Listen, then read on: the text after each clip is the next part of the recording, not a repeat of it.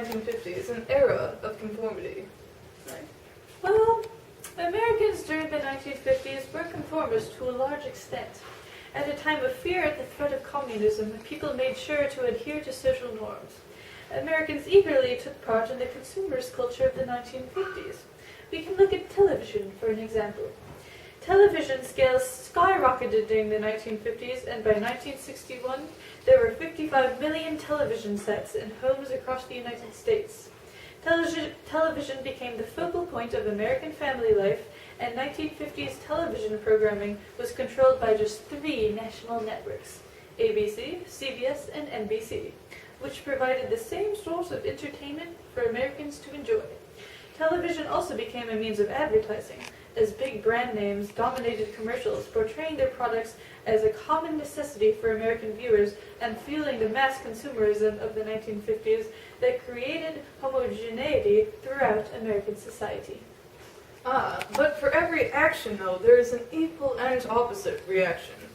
In response to such mass consumerism and perceived homogeneity, there came protest and rebellion.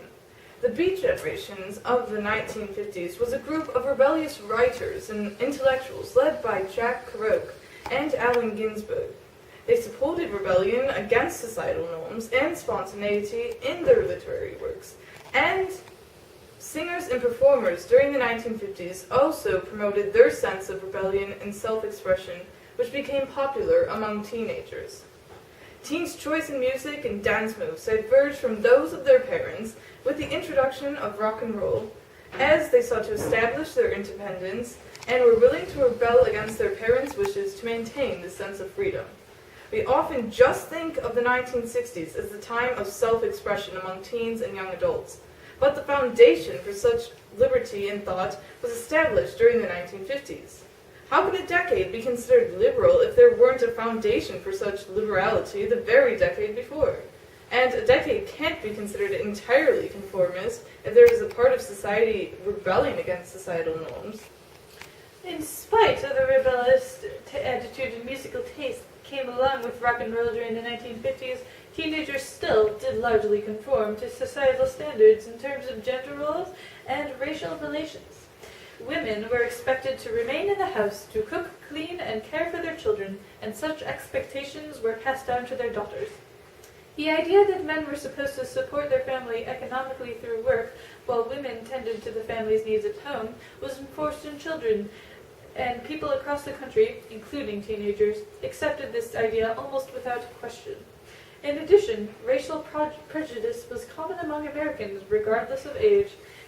Segregation and discrimination were accepted and supported among white Americans who adhered to the historically based notion that an integrated society with whites and minorities, especially African Americans, on the same economic and social footing was not tolerable. Liberality in racial relations only came with the change in mindset and more full-fledged rebellion against social norms that were part of the Cultural Revolution of the 1960s. You are overlooking the details of society during the 1950s. Although, yes, women were generally expected to stay at home and serve their husbands' and children's needs, dissatisfaction towards this social standard was growing, especially among well-educated, middle-class women. More married women worked to support the war effort during World War II, and more of these women remained in the workforce after the war than had the women following the First World War. Although women received lower wages for their work, they were still increasingly willing to work to defy the historically based conception that they belonged in the home.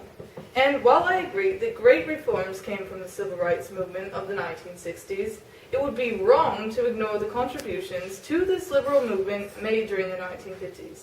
The 1950s proved to be the catalyst for the civil rights movement and for the liberal attitudes of the 60s. Where would the movement be without the 1954 Brown versus Board of Education of Topeka case that established that racial segregation in public schools was unconstitutional?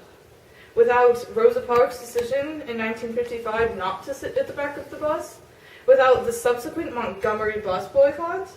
A society with such acts of defiance to social norms cannot be judged as one of complete conformity. and the 1950s should be recognized for its significant role in the liberal attitudes that we often just associate with the 1960s.